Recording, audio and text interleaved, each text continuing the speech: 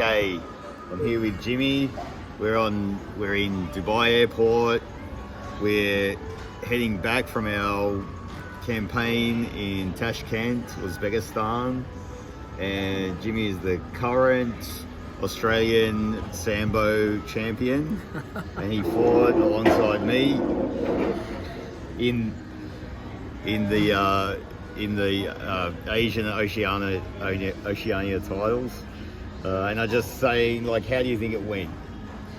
Yeah, thanks, Mark. Well, yeah, I guess like you said, let's put a bit of perspective on this. Current 88 kilo Masters Sambo champion of Australia.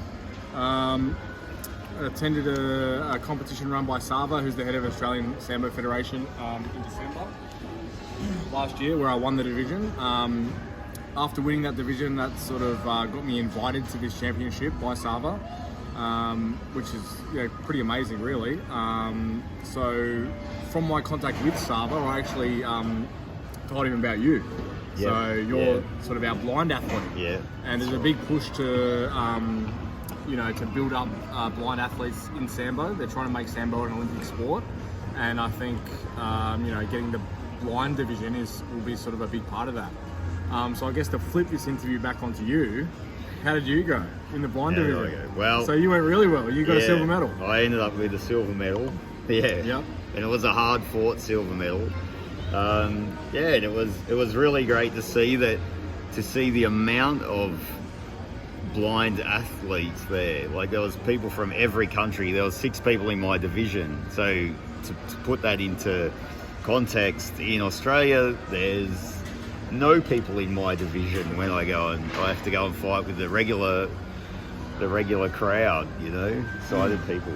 But so, what did you think of the quality? So you had one match, yeah, and unfortunately Jimmy got beat by points. But in that brief encounter, you have an amazing martial arts mind, and you would have learned a lot of stuff in that 2.5 minutes or whatever it was. Yeah. So it was definitely very different. So I entered the adult division, which is sort of, I guess, full of the best athletes in the world. They're probably 20, 25 years old. I'm 39 years old, so a little bit of difference there. But yeah, my match didn't last very long. I went up against a guy from Uzbekistan. Bit of grip fighting. I went out of bounds a couple of times, probably not really paying too much attention to the rules, and then I got thrown once and sort of pinned. Very different to jiu-jitsu or other sort of grappling sports in that the rules, there's a lot of strategy involved, and you really have to know the rules and play by those rules to try and win, I guess. And I think, if I was to go again, I think, I'd definitely work on strategy. Strategy is the biggest thing, I think. You can't go into Sambo competition thinking that you're going to fight like it's BJJ, because it's totally different. They don't give you enough time on the ground to escape or work submissions. If nothing's happening sort of for 5 seconds, and you're not getting pinned, they'll stand you up. So you've got a very little amount of time to work, and it's basically, I think there's a lot of focus on grip fighting and standing techniques. So big difference to BJJ, but I think some benefits of it are it's just fast. There's lots of action. So I think that's why I actually really like Sambo, and I want to start helping develop it in Australia. So that's moving forward. Yeah. We're going to start a class at our gym at Blue Mountains Martial Arts Centre for Excellence. Yep. It's a bit of an in-joke. Yeah. So, yeah, and what did you think of Tash Kent and Uzbekistan?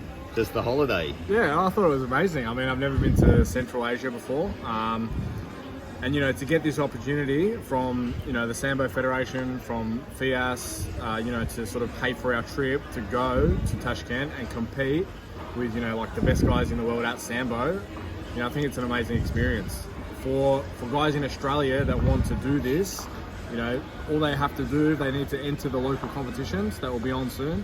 The national competition will be on, which will be on at the end of the year. And if you get a gold medal, you may be selected to go to international competition. So I guess that's the pathway.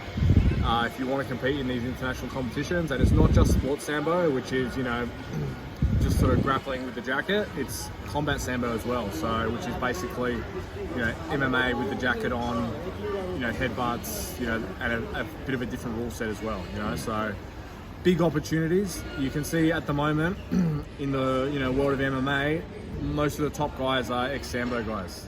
Yeah, so that obviously shows that there is something to Sambo. Yeah, so I mean, at the moment, Sambo is very small in Australia, and even around the world, it's not massive. Central Asia, Russia, these countries, ex-Soviet states, it's big, but I think in the future, it's going to only grow bigger. That's right. All right. Thanks, Jimmy. Thanks, Nobby. Awesome.